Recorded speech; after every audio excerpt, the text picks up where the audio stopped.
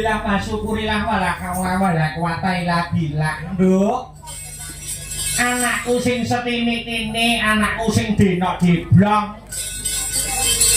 Anakku sing ayu-ayu dhewe limbuk.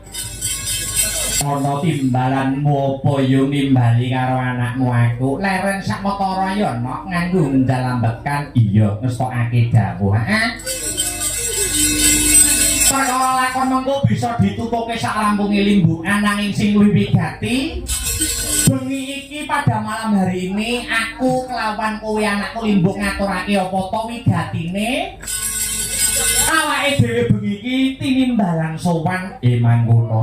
Iya mak iya ngestokake dawuhmu. Ning sing luwih wigati ya ingkang angka sepisan ora lali ngucapake. Ya kuwi ucapan kang satu ungkapan rasa puja lan puji syukur kunjuk marang Gusti ingkang murbeng dumadi Tuhan Kang Maha Esa Allah Subhanahu wa taala. Ya. Ingkang wis maling mbarake keberkahan kang sarta kenikmatan. Bete nikmat sehat, nikmat sempat, nikmat iman. Muka tanpa berkah lan nikmate pangeran. Bengi iki aku kelawan kowe anakku limbuk bisa manunggal kang sarta tunggalan ana ing papan kene. Iya mak iya mangestokake dawuh.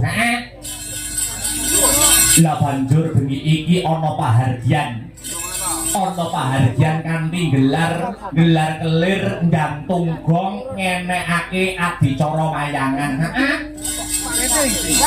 Iki dalam rangkaian acara apa mengeti apa mak? Ngene ya nok piye?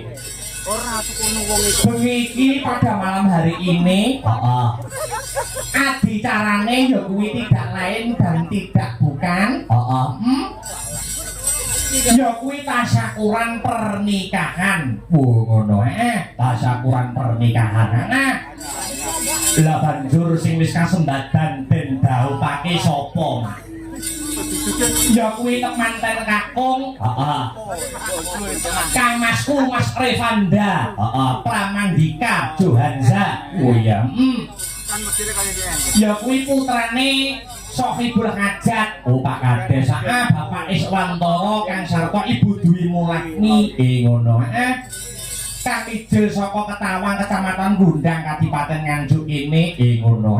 Ngunduh mantu pancen bener no. Iya.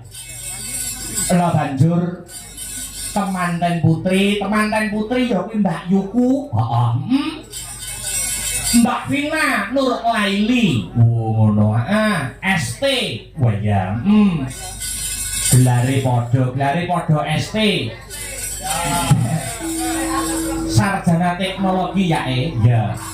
Putri saka Bapak Mahfud kang sarta Ibu Korida. Ngono. Pidaleme saka Palawijen Kota Malang.